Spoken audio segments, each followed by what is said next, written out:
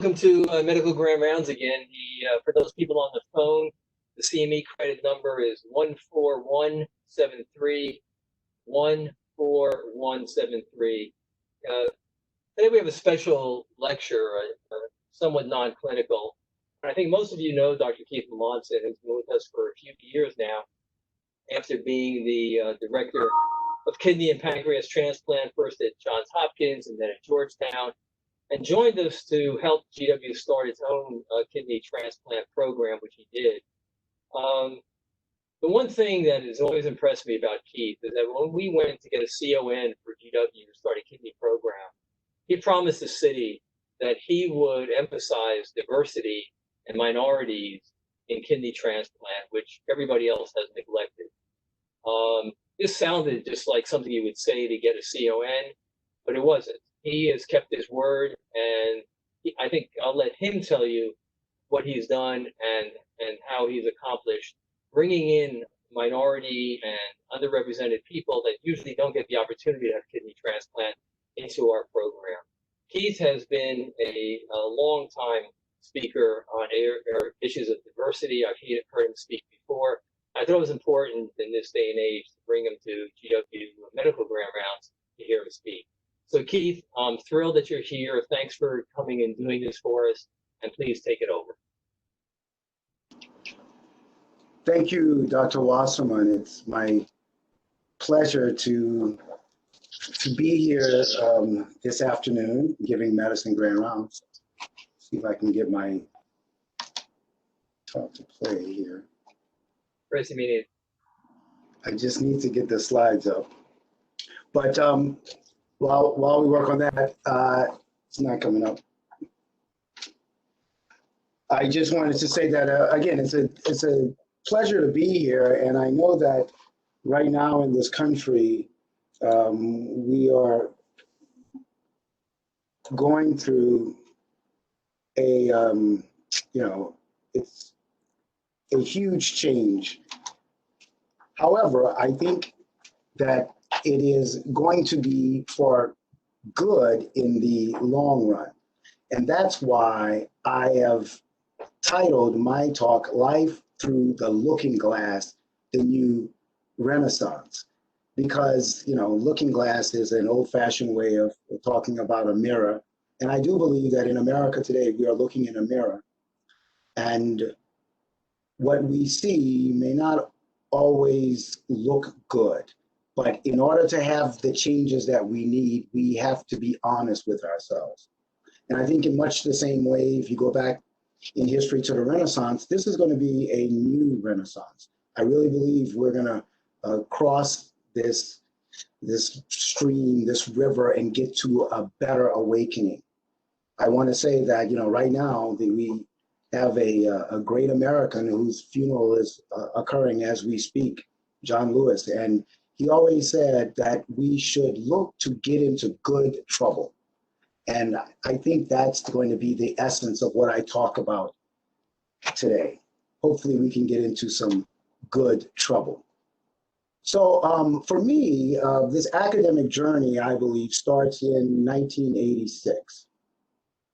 That's the year I graduated from high school. And in 1986, I was invited to participate in a competition, and I wrote an essay, and the title of the essay had to be What America Means to Me. And so what I wrote in 1986 was that what America meant to me, what it still means to me, is that, first of all, America is a great country. That's right. I said that in 1986, so many years ago. There's no need to make America great again. America's been great. And what I was trying to get across back then, I won the contest by saying that what makes America great is its ability to change. And I think this ability to change, it's like that great Winston Churchill quote, Americans will do everything. They will take all the wrong routes until they find the correct one. And that's the history of this country. We've made a lot of missteps, but we eventually find the correct route. Here I talk about the fleur de lis. I'm from Louisiana. I'm a Creole from Louisiana. The fleur-de-lis is the symbol of Louisiana and France for that matter. It's based on the lily, which is the flower of the Catholic Church. It recapitulates the Holy Trinity. So I'm going to have the fleur-de-lis on every slide. If you've ever been to New Orleans, you may have seen on the left there, you have Mardi Gras, the big floats that come through the center of the city. And that's what you would see if you've ever been there for Carnival. However, on the right, this is a depiction of the Mardi Gras Indians. You know, it takes one of these guys about a year to get their costume correct. They never wear the costume twice. And they are celebrating the culture, the Creole culture, where the Africans, when they would run away from slavery, they would mix with the local Native American tribes.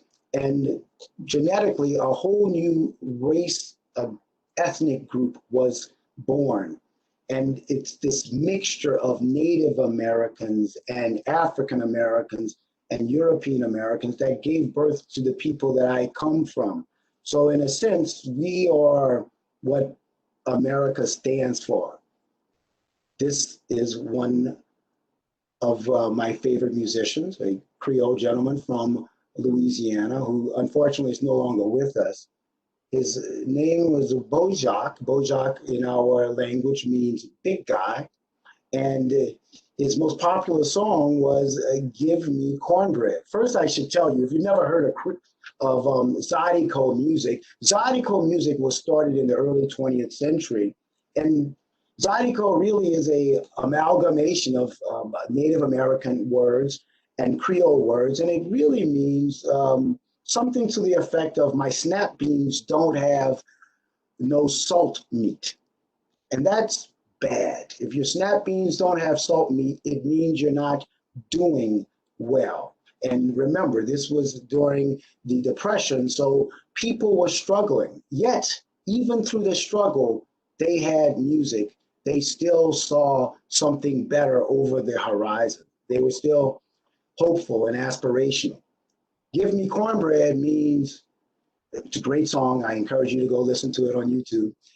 What Bojack is saying is, give me my sustenance. Let me have my sustenance. You know, not that far from here in Virginia, a great American, I would say, his name is Patrick Henry. He was a slave owner, but he said, give me my liberty or give me my death. Give me my liberty or give me my death. Had he been Creole, he would have simply said, give me cornbread. So Rothko is one of my favorite artists, and this is one of the great Rothko paintings. I think it sold for about $95 million. But to me, he could have titled this painting America, because I see here what makes America great. Diversity without assimilation. The colors are distinct: white, brown, black, red. The colors are distinct, yet they're working collaboratively. That's what makes this country great. Diversity is good. This is me with my 4 boys on Father's Day. And like all parents, I love my sons. I love my family. We're going through this great transition in this country. And I think what is making us awaken to a new reality is we realize we're all humans. We all love our families. I recently celebrated 25 years of marriage. My great wife, who's not pictured here, but she has put up with me and 4 mini-me's, and I think that gives her a special place in heaven. I will always remember this date, July 13th, 2013, because we were actually in Rehoboth, Delaware. We were at a baseball tournament, and we were having dinner. And I remember in the restaurant, there was a celebration that starts in the back of the restaurant. These loud cheers go up, and we didn't realize what was going on. I remember we asked our waiter, what's going on? You know, in the back of the restaurant were where the televisions were. And he kind of sheepishly said, you know, I didn't realize it, but he was embarrassed that the crowd was celebrating the fact that this man, this white man, George Zimmerman, was found innocent after murdering this young black man, this innocent black man who was not armed. That is the beginning of the Black Lives Matter movement in this country. And it might kind of confuse you as to what actually moves the American conscience. Why one incident versus another? And if you go back to 1963, this was the movement or the incident that moved the country, the inflection point. September 15th in Birmingham, Alabama, a bomb goes off and it kills these four young black women, and it changed America. You might know that a month before that, in August 1963, was when Martin Luther King gave his famous I Have a Dream speech here in Washington, D.C. at the Lincoln Memorial. But really, it was a month later when these four young ladies are slain that American conscience moved. 64 comes the Civil Rights Act, 65, the Voting Rights Act, and the Immigration Act. Changed this country forever, integrated the South. This occurs because of that inflection point. Same thing, May 15th, 2020. There were many, I told you about Trayvon Martin, but it took this event on May 15th to actually move the American conscience. And that's where we are now. I want to back up and go start at the beginning. Natural law. This country is based on natural law, our government. And the natural law goes back to the original human societies. Hunter-gatherer societies put together through natural law, democracy.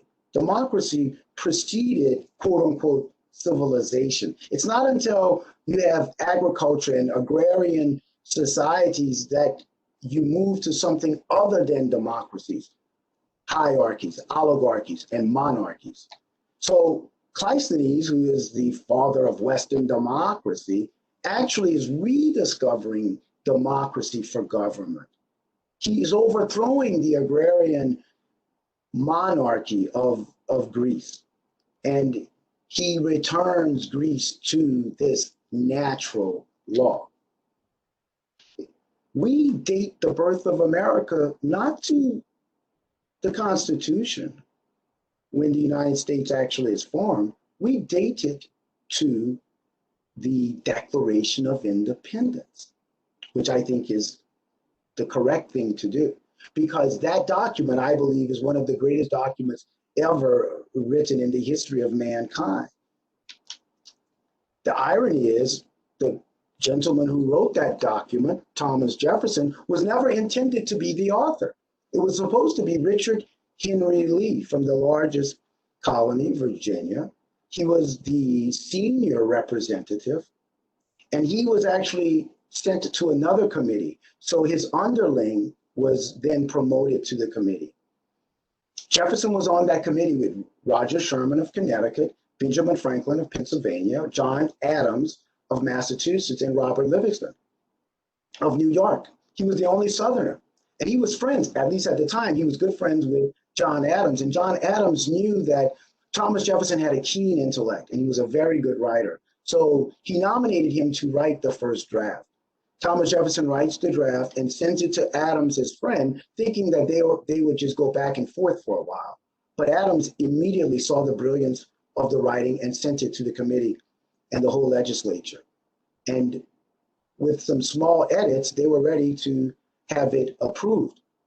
However, the last thing that Jefferson did before submitting it for final approval by the legislature is he sends it to his mentor, Richard Henry Lee, who strikes one sentence out of the Declaration of Independence. And that sentence actually said that the colonies were upset with King George for ever introducing slavery to the Americas. And they said in that sentence that they were going to move with steadfast speed, eliminate slavery. Richard Henry Lee is the great-great-grandfather of one Robert E. Lee. And it's ironic that we're having all of this controversy about Confederate statues, but originally the Declaration of Independence was supposed to be a screed against slavery.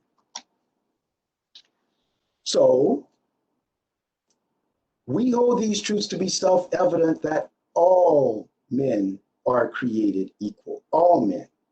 They write this in 1776. And 56 signatories are to that document. But of the 56, 40 of them are slave owners. 40.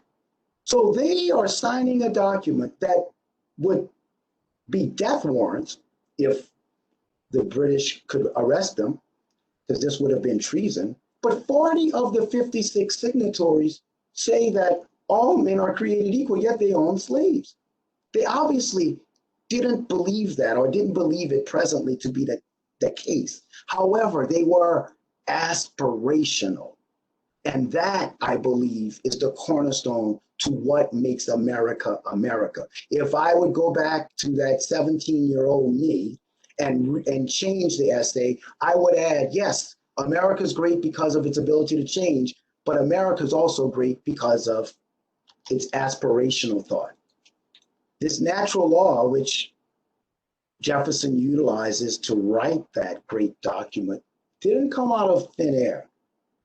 The natural liberty of man is to be free from any superior power on earth, and not to be under the will of legislative authority of man, but to have only the law of nature for his rule. Man being born to perfect freedom hath by nature a power, not only to preserve his property, that is life, liberty, and estate. This comes from John Locke. Jefferson was a great student of John Locke. John Locke was an ardent abolitionist and an adherent to natural law. This is a quote from Matthew in the Bible of Jesus, but this would reverberate through Judaism or any other major religion, Hinduism, Islam. Jesus being questioned. He was always being questioned by the religious leaders of the time. And he said unto them, thou shalt love the Lord thy God with all thy heart and with all thy soul and with all thy mind. This is the first and great commandment. And the second is like unto it, thou shalt love thy neighbor as thyself. This is the cornerstone of what is natural law. But then we get to the Constitution, and it begs the question, where is the natural law in the Constitution? The enumeration clause, other persons shall count as 3/5 representation. Other persons.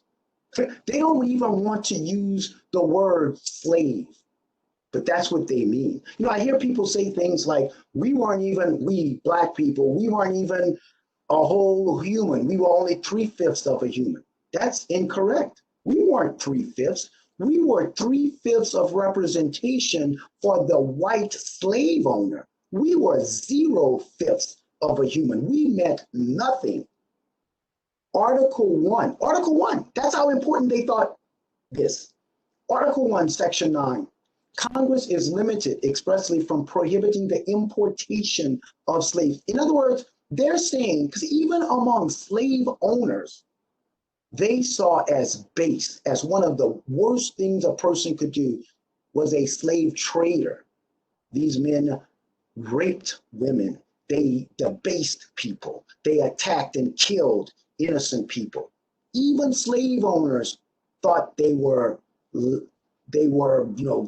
not on the level. However, this dirty business of slave trade, Congress says, we're going to push to get rid of it. Not now. No, not now. In 30 years. 30 years. The Fugitive Slave Clause, which is in the Constitution, actually, so many years later, over 80 years later, leads to the Civil War. Because the property rights of a slave owner takes precedent over anyone else's property rights. If you were a slave owner in Virginia and your property, you believed, was on a farm in Massachusetts, you had the right to go and trespass on the man in Massachusetts land to get your property. This eventually leads to the Civil War. I believe a part of what needs to occur at this inflection point in our history, as we attack the original sin, which we'll get into in this country, is to learn the real history, because I know I didn't learn it in school. But as we learn the real history of this country and the real history of the world, it will open up our minds in a way for us to be less prejudicial. The colonial marines, something I never learned about in school. In the War of 1812, let's back up a little bit. African Americans fought bravely for America in the Revolutionary War and pretty much received nothing as a result of it. However, in the War of 1812, the British, knowing this, offered freedom to any slaves that would fight on their side. So they created a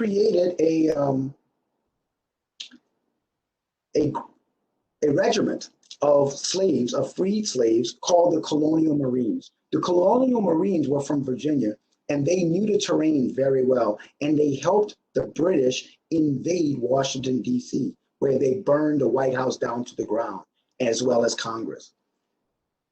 One of the soldiers on the American side that has to flee after they are attacked by these Colonial Marines, one of the soldiers writes this document, this song called the Star-Spangled Banner.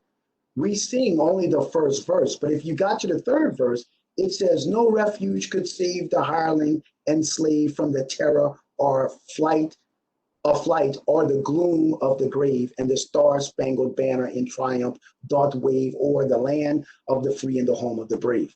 I had never heard that verse, but what Francis Scott Key is talking about, he's realizing the daunting task it would be for the American forces if the Native Americans and the African Americans joined forces to fight against the Americans.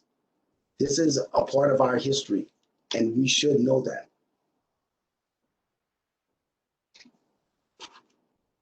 Let's see what's going on here. Okay, the Lincoln Memorial, my favorite memorial, or my favorite thing in Washington, D.C. I jog up those stairs sometimes. And when you get to Lincoln, on his right hand is the Gettysburg Address, November 19th, 1863. And again, what is he recapitulating? The Declaration of Independence.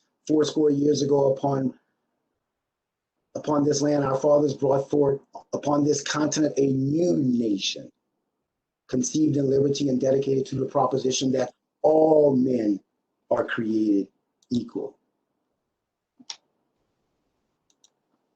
And then on his left hand is the second inaugural address, delivered about a year and a half later. And look how powerful these words are. If God wills, all the wealth piled by the bondman's 250 years of unrequited toil shall be sunk, and until every drop of blood drawn with the lash shall be drawn by the sword, as was said 3,000 years ago, so still must be said.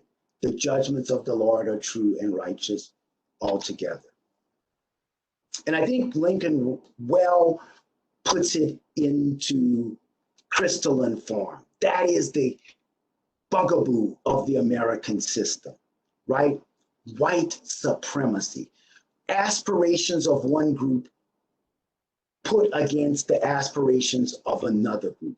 That's the systemic problem that we have in this country. Not slavery, but white supremacy, and therefore white privilege.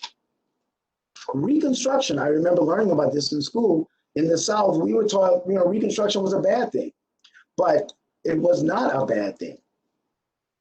First state-funded schools, hospitals, railroads, roads, housing, these all happened as a result of the great progress made in only 12 years.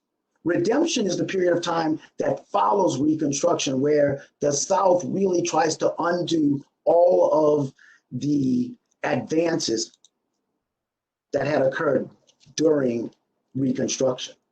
So the South winds up winning the peace. When the Democrats, the Southerners come back into Congress, they change a lot of what the Republicans, remember, the Republican Party of Lincoln was born to stop the spread of slavery. If there's any, I remember learning in the South, they made it sound like the North was the aggressor in the Civil War, or that slavery wasn't the reason for the Civil War. You can go and read the statutes that every Southern state wrote into their constitution, or what they utilized to withdraw from the Union. And they spell it out clearly. It's slavery. The Supreme Court, in its infamous case in 1883, actually overturns the Civil Rights Act of 1875, which was the last act passed by the Republican Congress before they were defeated. And they allowed the South to bring in, quote unquote, the Jim Crow segregation rules, the black codes. Plessy versus Ferguson in my home state is decided in 1896.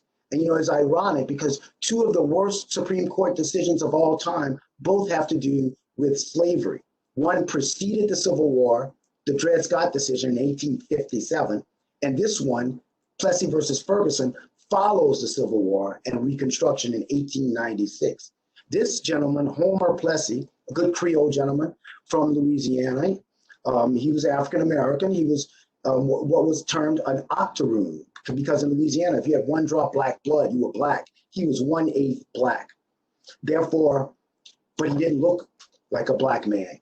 He gets into the rail car, which was segregated, and he's quite jovial. He has a lot of conversation with everyone else in the rail car, and he orders food and drinks his beverage, and is just, you know, trying to get along very well with everyone. And he does, and they think he's a swell gentleman.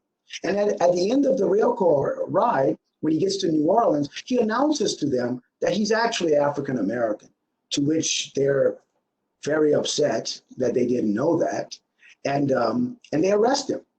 And this case goes all the way up to the Supreme Court, and of course we wind up with separate but equal, as if that could ever be done. Why would you want to separate from people that you want to be equal?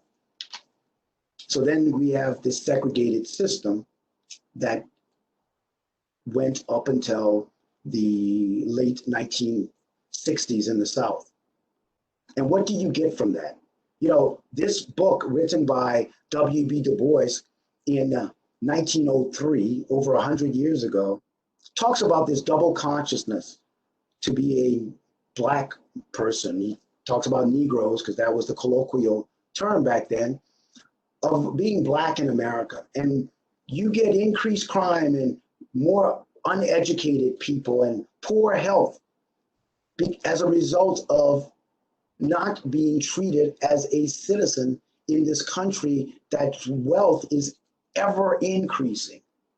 And we can see these sort of problems even until this day. Primarily, one of the things, and he talks about this in this book, way back then, primarily what makes them feel debased in the worst way is poor access to healthcare. Now, there are groups in this country that actually want to stomp out aspirational hopes from other groups. They don't want America to be what makes America great. They are enemies to natural law. I believe they're God's enemies. But this is not what drives most of the problems that we see today. It's a systematic problem. And that's why I say America's original sin is white supremacy. It's not these cartoonish caricatures of people in the Klan. It's the systemic problem of America. This, on the left, is a photograph of Muhammad Ali. Actually, his name was not a Muhammad Ali back then. This is 1960 at the Roman Olympics, and he won the gold medal. And after he won the gold medal, proudly representing this country, he comes back and he goes to his hometown of Louisville, Kentucky, and he's denied even access to any of the restaurants in town. And he's so disgusted at the way he's made to feel like a second-class citizen in this country that he just won the gold medal for, that he takes his gold medal off and throws it into the Ohio River. It's not until 2012, when he's representing America again at the London Olympics, that he receives a replacement medal.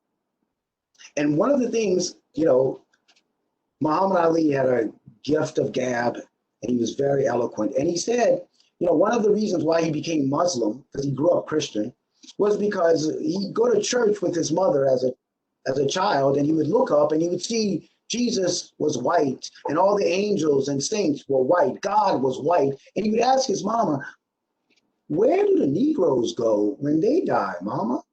There are no black people in heaven? Again, the original sin in this country is white supremacy. You can't live in a country that makes you feel like a second-class citizen and then hope that everyone can be as fruitful. So where does this come from? Well, one of the best books I've ever read, Daniel Kahneman, who won the Nobel Prize in economics, wrote this book, Thinking Fast and Thinking Slow. And basically what he's saying in this book is that as humans, we are programmed to make formulations on the fly. Our brains are trained to think very, very quickly. But that's also where we make miscalculations. In order to make more accurate calculations, you have to use the slow part of your brain. You have to be very deliberative, okay? And that's the difference between thinking fast and thinking slow. Malcolm Gladwell also illustrates this in his book, Blink, which is really about the same thing, how we make these snap judgments. That's where prejudicial thought comes from. That's where we hamstring ourselves. In this other great book, one of my favorites by Nicholas Taleb, The Black Swan, this man made a lot of money, almost $1 billion, by betting against the housing market back in 2008. A black swan event is an exceedingly rare event that is supposed to be unpredictable. But he predicted the black swan event of the bursting of the housing bubble. And he did that because he saw what he thought was so obvious. But people were not thinking with their slow brain. They were thinking with their fast brain. They were thinking emotionally. They were following the lemmings off the bridge. This guy makes a great comparison between fragile systems and robust systems. The housing market was a fragile system. I believe whenever you go against diversity, you're going to embrace a fragile system as opposed to a robust system. Robust systems are successful. Fragile systems fail. So again, Malcolm Gladwell, in his book Outliers, talks about this. Diversity is good, not just diversity. We tend to think of diversity meaning, bringing in more black and brown people, but no, diversity is also diversity of thought. When you're closed-minded, you are not having diverse thoughts. The more you let in women and you let in people who are different than the people that are always in the room, the more you start to hear diverse thoughts, and diverse thoughts help systems become robust. So I'm going to give you just two examples here of what happens when you have lack of diversity. Xerox very famously had these brilliant people because they were hiring the best and the brightest. It was a very, very successful company throughout the 20th century. And because they had all this money and they were always hiring very smart people, they had these engineers working for them who were smart, but they didn't buy this concept that from a marketing point of view, all they wanted to do, all the company wanted to do was sell more and more and more copier machines. And these engineers were all formed out to this office building in California where they worked in a lab, and they kept coming up with all these innovative thoughts. And they basically created the personal computer and started to theorize how to use this new thing called the internet. But Xerox was not interested in that at all because they had no diversity of thought. So people like Bill Gates and Steve Jobs traveled to that lab and created Microsoft and Apple. These are things that could have been under the rubric of Xerox, but not having diversity of thought, they never got to that point. I believe if you look at what's happened with COVID-19, the CDC, again, in an echo chamber, not listening to the diversity of thought that was in their own organization, but not at the top leadership, didn't realize that they needed to move very quickly with testing, and could have been, had they not been so prejudicial in their views, they could have brought in testing that was already in existence from the WHO and started to test Americans, and they would have gotten ahead of the game rather than way behind the 8 ball. And this cost thousands, tens of thousands of Americans their lives. So where do we start? We start with reprogramming the whitewash history that we are all taught. You know, when I gave surgical grand rounds, I talked about how I believe, even though I'm Catholic, that the Catholic Church was a big part of getting us down this whole concept of white supremacy, starting with the Crusades. But that only begins because of the history of Roman military dominance. The way we learn in Western civilization about the Romans is that they had this military brigade that was unable to be stopped. They crushed all competition. But that's not actually true. Hannibal, who comes from North Africa, actually almost completely destroys the Roman army at its height. He crosses over the Mediterranean, goes into the Iberian Peninsula, crosses the Pyrenees and the Alps with over 100 fighting men and over 50 fighting elephants. He comes within 10 miles of Rome and only stops because his beloved Carthage was under attack. So in the Second Punic Wars, he actually turns around and goes back to Africa. And that was his fatal mistake. But he had crushed the Roman military enterprise. The Romans, learning from Hannibal, actually utilized the things that he taught them as far as strategy, and that's how they're dominant for the rest of the Roman Empire. This military thought is actually still taught to our recruits in the military colleges of America, including West Point. In the same part of Africa, you know, around modern-day Libya, comes really the most important doctor in the Catholic Church, St. Augustine. I'm a lifelong Catholic from Louisiana, and I didn't learn about St. Augustine, or at least I didn't learn that he was an African until much later.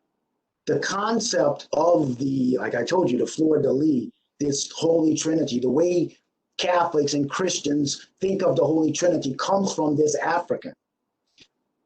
Once you reprogram the education people get, they're going to start to, their fast thoughts are going to be different. And I think this is a big part of decreasing the implicit biases that we all have. This test, I believe everyone should take. So everyone that's watching me today should go online and take the Harvard implicit bias test. I have said that I've taken the test many times, but I remember the first few times I took it, I proved that I was a racist or prejudicial against people that had black skin. You might think that is unusual, but it's not unusual because, again, this is not about individual prejudices. It's about systemic prejudices. And when you grow up in a system that is based on a concept, we all imbibe that concept. If you look at where the worst offenders, I would say, of biases are, it's concentrated in the old Confederacy. It's ironic that if you look at percentage of GDP, that's also the part of our country that has the lowest percentage or contribution to our GDP. It's also where we have the least educated portion of our country, and also the hotspots for current COVID. So in this reprogram, and I'm going to give you some examples of what we have used in our program. So I'm very proud of my relationship with Dr. Clive Callender. Dr. Callender was chairman of surgery at Howard University for many years, head of transplant. And he started this organization called Minority Organ, Tissue, and Transplant Education Program. He started it in 1995. And the concept was to use similar methods as they used in the civil rights movement, a grassroots sort of organization to educate people, to get them to change their behavior. Because at the time in the 90s, I was a medical student at the time when he started this organization, and African Americans just did not donate their organs after death. But through education, through reprogramming, African Americans now, when we wrote this paper in 2018, went from ethnically the group that was least likely to donate their organs to now being the most altruistic group of all Americans. Number one. Ironically, the second group that are the most altruistic as far as donating their organs after death are actually non-documented Hispanics. So think about that before we build walls. Anti-racist. Now, some people have a problem with this term, but I believe you only have a problem with this term if you do not understand the concept of anti-racism, which I believe is the solution to some of the problems that we still have. In this book, Ibram Kendi illustrates the fact that he himself was a racist. He was responding to prejudice that had been practiced upon him, put upon him throughout his life, but he himself had become very, very racist, he realized. And only through his own positive actions. In other words, he could not be passive. He had to be very proactive to change his views and to become an anti-racist. In our society, where we are moving to, where these young people, I believe, many of them already are, they are anti-racist because they actively seek to go against the fast-thinking sort of prejudices that our minds build in. We have to do advocacy. I go to the Hill at least every quarter to push for better access for things like transplantation for minority patients. We formed the Ron and Joy Paul Kidney Center shortly after I came here. This wealthy philanthropist, Ron Paul, gave us a lot of money. And the reason he gave us money was because he bought into the ideal. I told him that what we needed to do in this city, in this area, in this country, was we needed to do some of these reprogramming, these lifestyle modifications that I learned from the great Dr. Callender. Ron Paul has bought into it, and I am so proud of what we have been able to do in this country, in this city. One of the things we've done is we've done this screening for kidney disease. We screened over 3,000 people for kidney disease in the city, and we found that about a third of them have some form of chronic kidney disease. Better yet, we have been able to get these people to follow up, which is the most difficult thing to do. About 75% of the people that we have seen and diagnosed with kidney problems, we've actually gotten them to follow up with nephrologists, which is very, very important. We're even more proud of the fact that 65% of these people, we've been able to get them to follow up at our institution by our nephrology department. It's no surprise to us. I know U.S. News and World Report is now raving about our nephrology department, but they've done a phenomenal job of helping us give access to these people. And they have done a fantastic job of treating them and making them better. About half of these people, their kidney function is better already after seeing our nephrology department. So I wrote this paper when I was at Georgetown, but it gives really the strategy of what we do at the GW Transplant Institute. And what we do is we believe to increase access to transplantation, you have to do what Clive Callender said. You got to do community outreach, education, lifestyle modification. But you also need to bring the best technology. You need to bring innovation, like ABO incompatible transplants, paired kidney exchange, and then desensitization.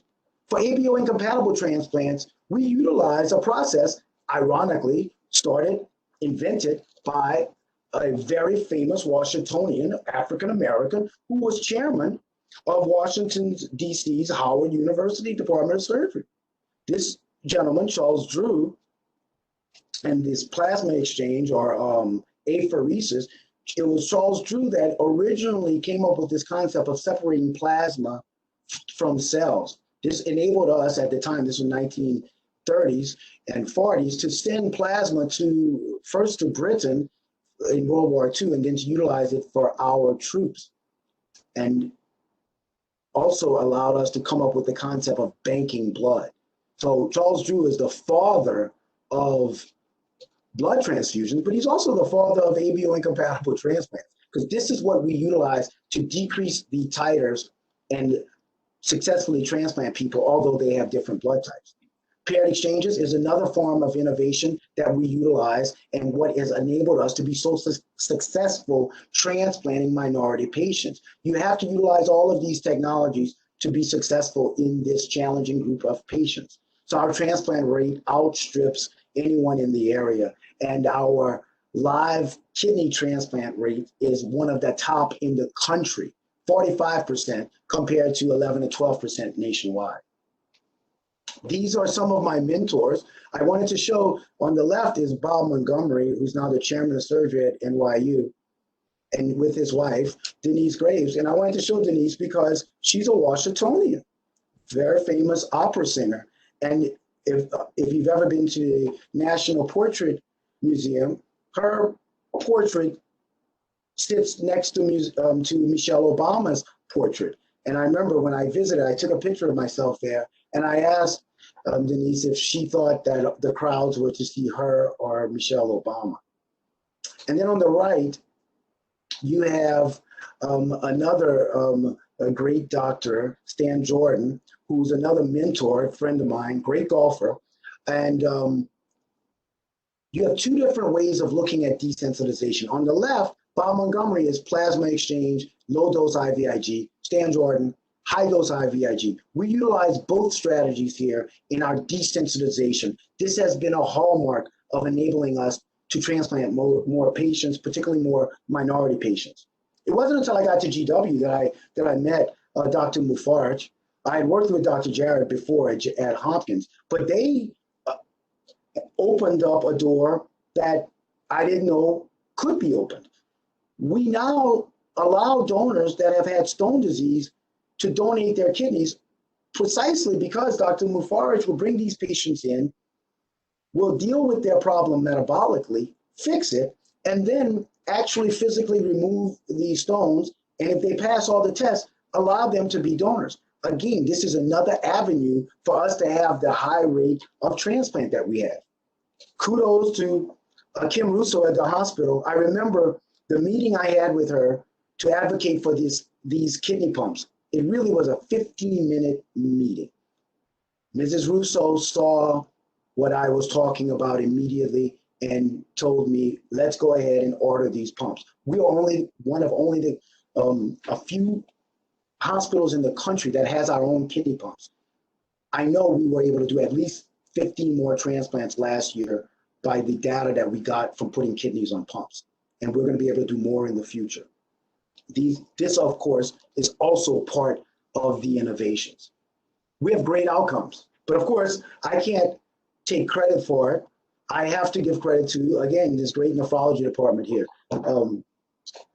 Dr. Jag, as we call him, Dr. Jagadisan is my partner, and I tell you, the guy is phenomenal.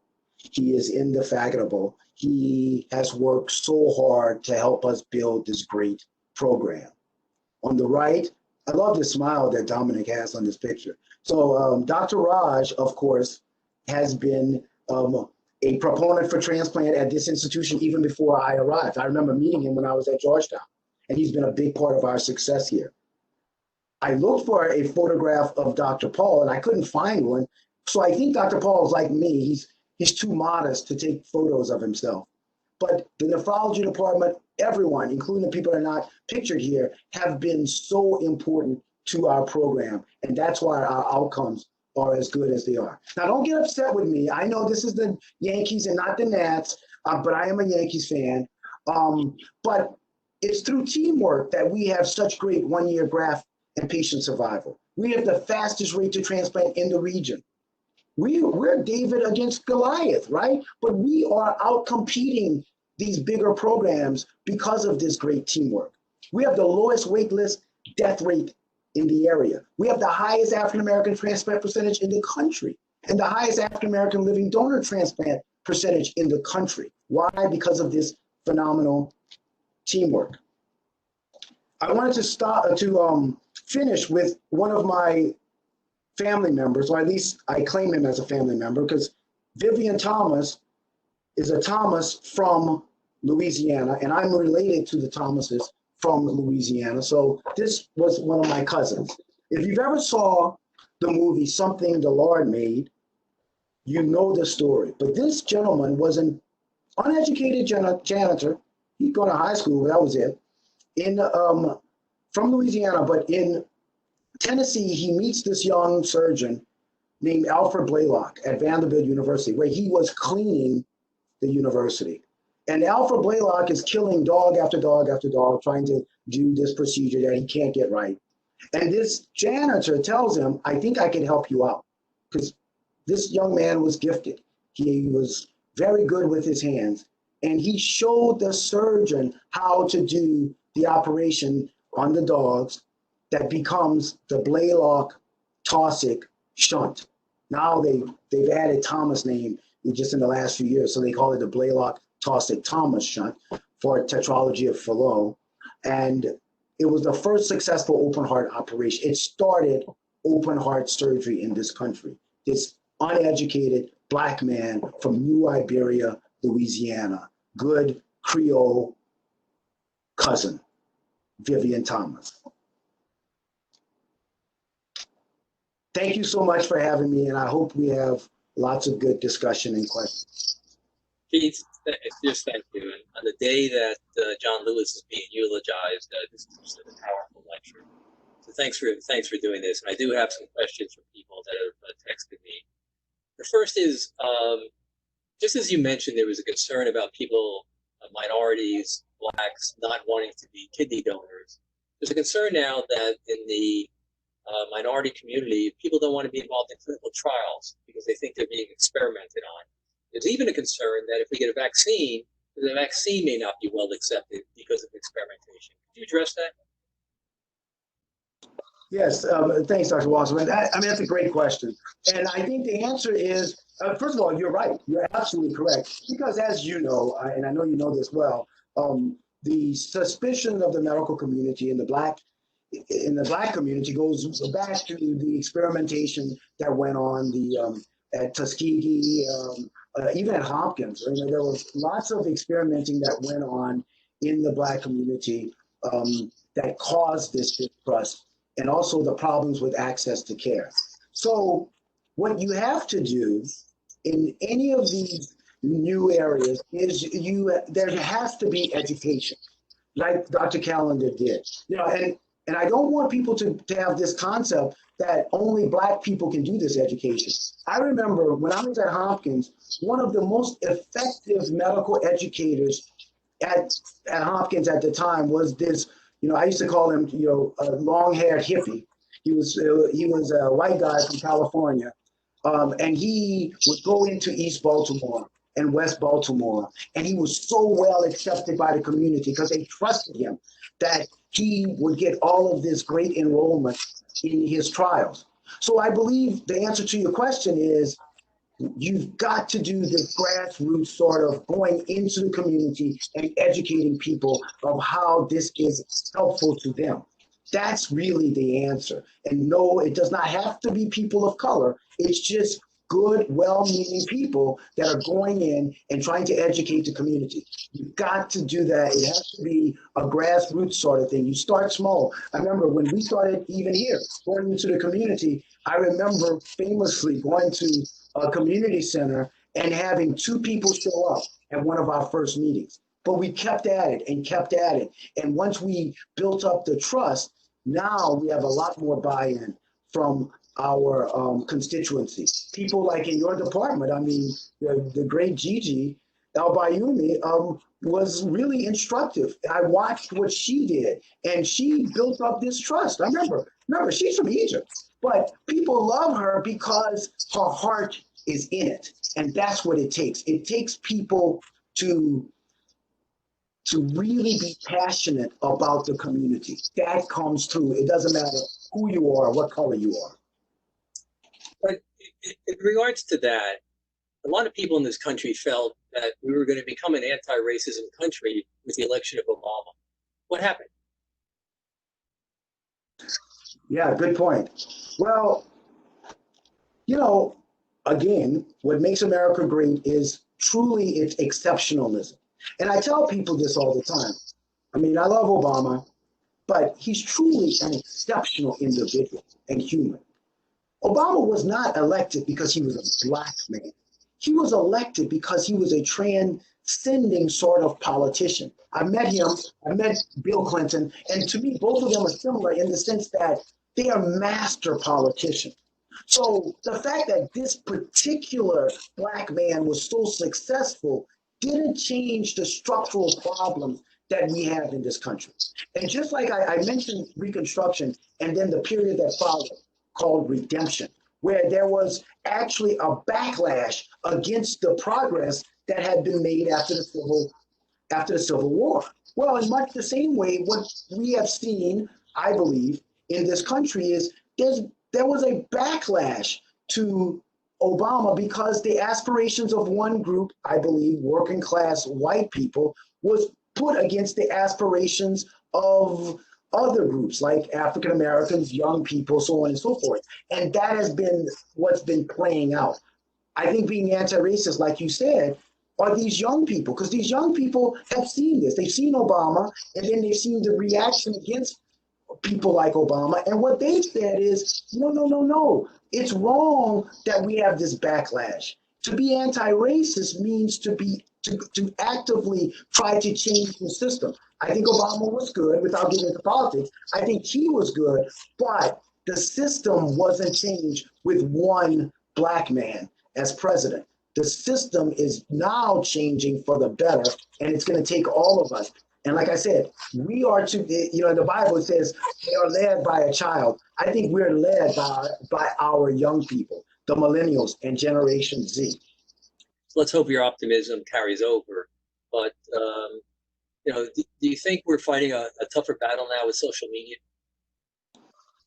Yes, I do believe for good and for ill is social media, because now these memes spread so quickly. So things get around the country and the world in a heartbeat. And that's the good thing about social media, but it's also the bad thing, because you can have a small group of really, really, what I don't care if it's right wing or left wing, but a small group of people can have an outsized sort of footprint because of social media. So yes, I think our job is made tougher by the fact that these memes can spread so quickly. But again, in being active, in being a proponent for a different ideology, we have to master social media. And again, I believe that's where the young people have helped. That's why you saw something, like John Lewis spoke to this. I mean, I know you're not that old, but you're, I think, old enough to remember the civil rights movement. And there were lots of great, particularly in our Jewish brothers, were down there in the South fighting with Black people back then, but not to the degree that you see white people participating today. I often smile. I see Black Lives Matter marches, and there are hardly any Black people. I think that's great because it's so diverse. That's happening because these kids can, in a couple of tweets, get a whole crowd built up. So I think it's good, but I agree with you. It also poses some possible threats, but we have to be active in fighting against them. So let's hope the young people are our future. The future is bright. Keith, thanks so much for doing this. It was a amazing lecture. Comments are just that they thank you for doing this on a special day, and we'll have you back to continue this discussion. Thanks so much. And everybody, we'll see you next week. Thanks, Keith. Thanks again, Dr. Wasserman, and it was my pleasure. God bless.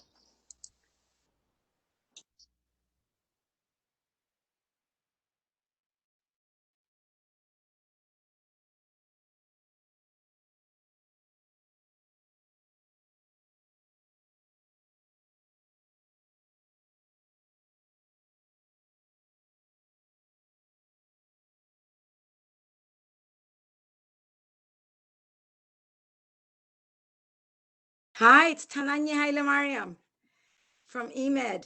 I don't know if you can hear me, but I wanted to say that that was the most inspirational, aspirational, provocative, and energy restoring talk.